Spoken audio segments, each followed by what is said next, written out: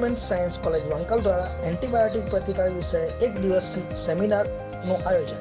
માંગરોળ તાલુકામાં આવેલ government science college Vankal દ્વારા પ્રથમ એન્ટીબાયોટિક પેનિસિલિનના શોધક એલેક્ઝાન્ડર ફ્લેમિંગની જન્મ જયંતિ નિમિત્તે પેનિસિલિનને વારસો, એન્ટીબાયોટિક્સ અને પ્રતિકાર સામેની લડત વિષયક એક દિવસ સેમિનારનું આયોજન કરવામાં આવેલ.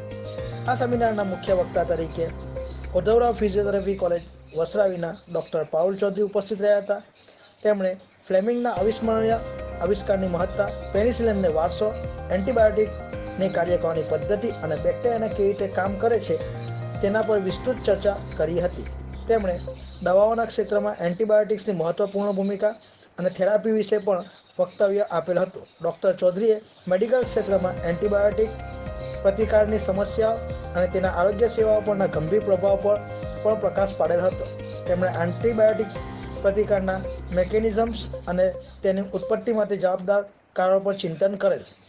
આ સમગ્ર કાર્યક્રમનું સંકલન માઇક્રોબાયોલોજી વિભાગના વડા ડૉક્ટર અનિલકુમારસિંહ દ્વારા કરવામાં આવેલ.